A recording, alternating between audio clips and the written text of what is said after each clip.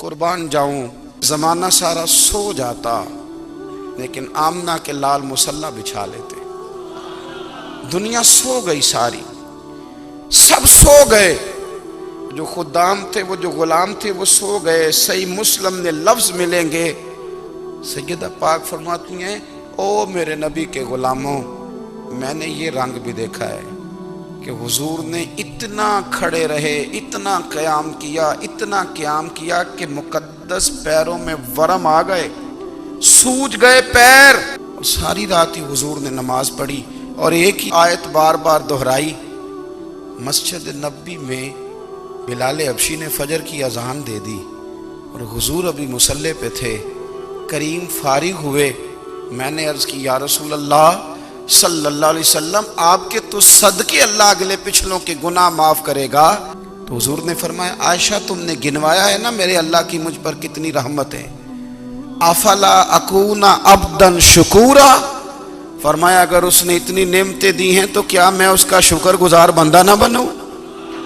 میں شکر گزار بندہ نہ بنوں اس کا؟ پھر اگر اتنی نعمتیں اس نے دی ہیں، مجھے اتنا نوازا ہے، تو پھر میں اس کے سامنے سجدے نہ کروں؟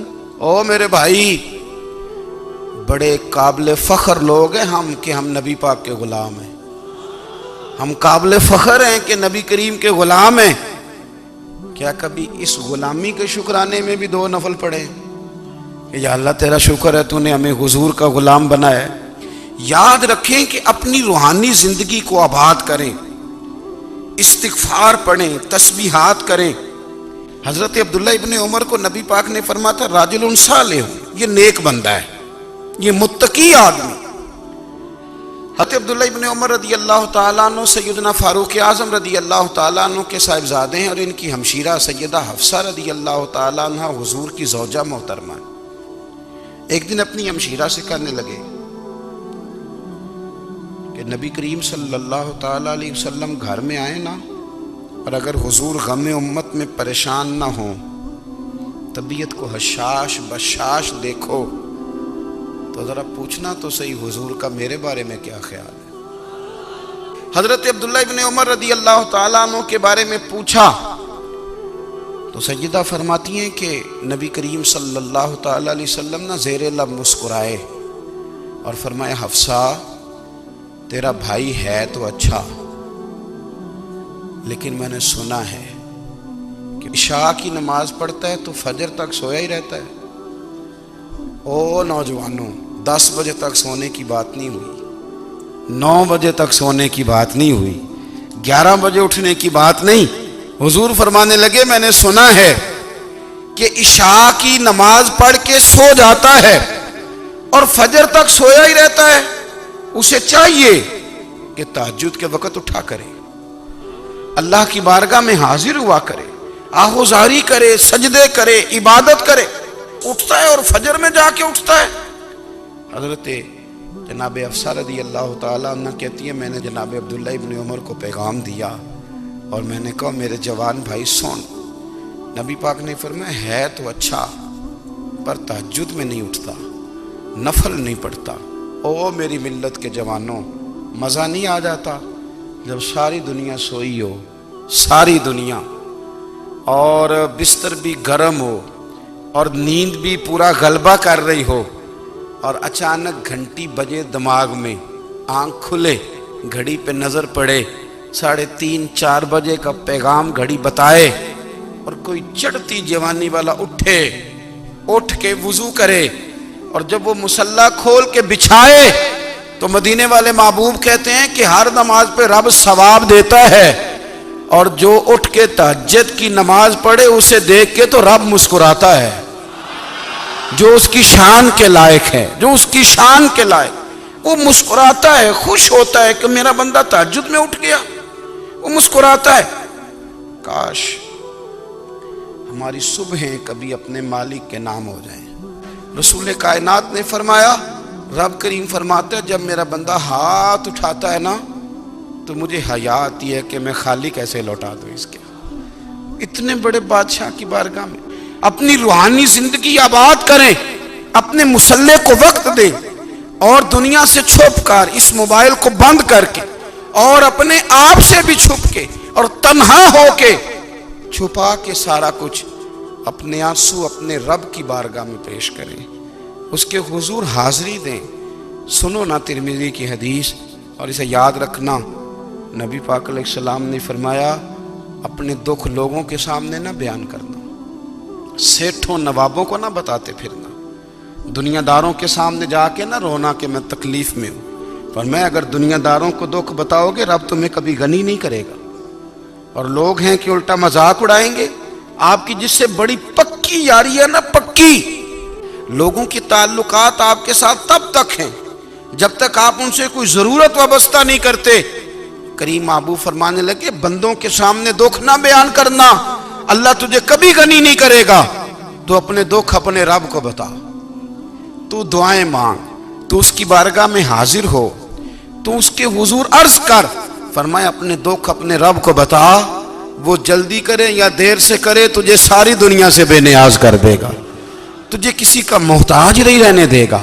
حضرت ابو الحسن رحمۃ اللہ تعالی علیہ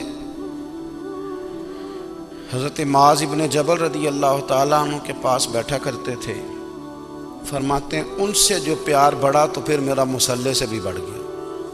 تابعی ہیں، فرماتے ہیں صحابی رسول سے محبت ہوئی تو ذکر سے بھی ہو گئی، پھر درود شریف سے بھی ہو گئی، محبت ان سے بڑھی تو پھر اللہ نے مسجد کا پیار بھی بڑھا دیا۔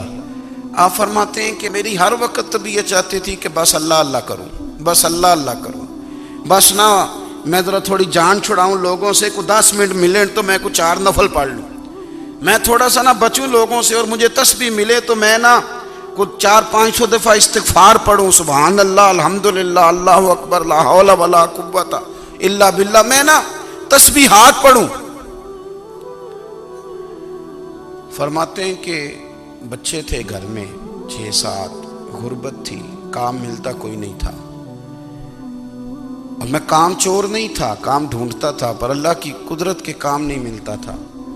فرماتے ہیں کہ میں نے ایک دن اپنی اہلیہ سے کہا کہ آج میں پھر جاتا ہوں کام ڈھونڈنے، تو میری بیوی بڑی فرما بردار تھی، پر اس دن نہ غربت کے ہاتھوں تنگ آ کے کہنے لگی آج نانا کوئی تو چیز لے کے آیا، تو مجھ سے بچوں کی بھوک نہیں دیکھی جاتی، یہ سب روگاں دا روگ محمد جس دا نام غریبی، کنڈ بلا کے لنگ جاندے نہیں دوست یار قریبی، آج نہ کچھ لے کے آیا تو میں بچے لے کے میکے چلی جاؤں گی۔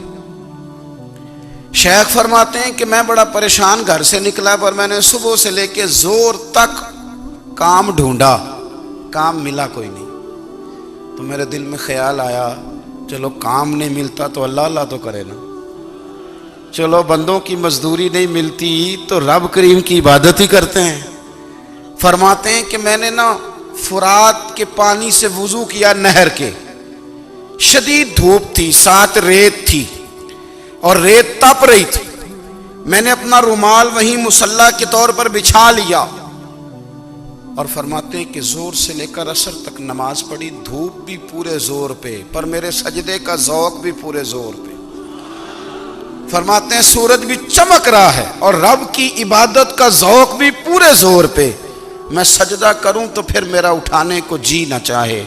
میرے استاد لکھا کرتے تھے، یہ ان کا شعر ہے، وہ کہا کرتے تھے مجھے سوز دے، مجھے ساز دے، اور مجھے نیم شب کا نیاز دے، دم سجدہ خود کو میں توڑ دوں، مجھے ایسا ذوق نماز دے، اور میں تیری بہار کا پھول ہوں، میں کھلا بھی ہوں تو تیرے لیے، مجھے میری شاخ سے توڑ لے، مجھے اپنی زلف کا ناز دے۔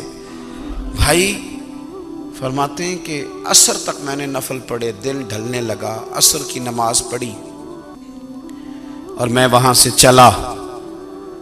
اب میں جب نکلنے لگا تو دل میں خیال آیا کہ چھوٹی چھوٹی دیواریں ہیں گھر کی، بغیر کچھ لیے جاؤں گا تو بیوی دور سے دیکھے گی تو شور کرے گی کہ پھر خالی ہاتھ آ گیا ہے۔ کہتے میں نے اپنے اسی رومال میں جس پہ میں نے نماز پڑھی تھی نا، رومال میں کی آخی دے پنجابی جو صافہ کہتے ہیں، اسی میں نا میں نے کچھ ریت بھر لی کہ وہ دور سے دیکھے گی تو سمجھے گی کچھ لے کے آیا ہے، چلو جا کے اسے بتا دوں گا کہ آج پھر مزدوری نہیں ملی۔ کہتے ہیں وہ ریت لے کر جب میں گھر میں گیا تو پہلے بیوی دروازے پہ کھڑی ہوتی تھی، پوچھتی تھی خالی ہاتھ آ گئے ہو؟ آج میں نے دیکھا تو ہے ہی کوئی نہیں۔ فرماتے ہیں میں اندر داخل ہوا، سلام لی، ایک کونے میں نے وہ رومال رکھ دیا اور میں نے آواز دی کہ بھلی مانس کہاں ہو؟ تو وہ کہنے لگی آپ منہ ہاتھ دھو لیں، میں روٹی لے کے آئی۔ میں نے کہا روٹی کہاں سے آ گئی؟ یہاں تو کئی دنوں کے فاقے، تو کئی دنوں کی غربت ہے، یہاں تو اس گھر میں تو فقیری ہے۔ فرماتے ہیں کہ وہ روٹی لے کے آئی اور اس وقت کی جو موجودہ نعمتیں تھیں، سمجھ لیں سلاد، اچار، ہر چیز ساتھ لائی۔ میں نے کہا کہ بچے کہاں گئے؟ کہنے لگی وہ کھانا کھا کے کھیلنے گئے، آپ کھانا کھا لیں آ جاتے ہیں۔ کھانا اس نے چن دیا۔ میں نے حیرت انگیز لہجے میں ساری نعمتیں اپنے دسترخوان پہ دیکھ کر کے بیوی سے پوچھا یہ کہاں سے آیا کھانا؟ بچوں کو تو نے کہاں سے کھانا کھلایا؟ یہ سارا کچھ کیسا ہے؟ کہنے لگی پتہ نہیں آج آپ کس کریم کی مزدوری کرنے چلے گئے تھے، پتہ نہیں کس کریم کی، میرے گھر میں تو اتنی نعمتیں آئی ہیں کہ مجھ سے سنبھالی نہیں جا رہی، اتنا اناج ہے، اتنا گندم ہے، کس کریم کے دروازے آج چلے گئے تھے؟ یہ کہتے کہتے وہ اٹھی اور اٹھ کر کے کہنے لگی پہلے ہی بڑا کچھ آیا تھا، اب کیا لے آئے ہو؟ اور جا کر کے نا اس نے وہ ریت والا رومال کھولا، کہنے لگے میں تو لے کے آیا تھا ریت، تو میرے رب نے اسے بھی سونے اور ہیرے بنا دیا تھا۔ میرے نبی پاک صلی اللہ تعالی علیہ وسلم نے فرمایا ہر چیز اپنے رب سے مانگ، ہر چیز مانگ، ہر چیز مانگ۔ یا رسول اللہ کیا کچھ؟ میرے محبوب نے فرمایا تیرے گھر میں نمک بھی ختم ہو جائے تو وہ بھی اپنے رب سے مانگا کر، تو مانگنا وہ تجھے دے گا، تو اس کی بارگاہ میں کشکول طلب دراز تو کرنا۔ ایک بزرگ فرماتے ہیں میں نے دعا مانگنے کا طریقہ اپنی بیوی سے سیکھا، دعا مانگنے کا طریقہ اپنی، سیکھنے والے تو اپنے بچوں سے بھی سیکھ لیتے ہیں، سیکھنے والے تو ہر ایک سے سیکھتے ہیں۔ وہ کہتے ہیں میں نے دعا مانگنے کا سلیقہ اپنی بیوی سے سیکھا ہے۔ حضرت وہ کس طرح؟ فرمانے لگے میری بیوی نے نا مجھے کوئی کام بتایا، کچھ پیسوں کی ضرورت کے لیے کہا، تو میں نے اسے کہا کہ بھئی ابھی میرے پاس نہیں ہے، کچھ دنوں میں آتے ہیں تو میں دے دوں گا۔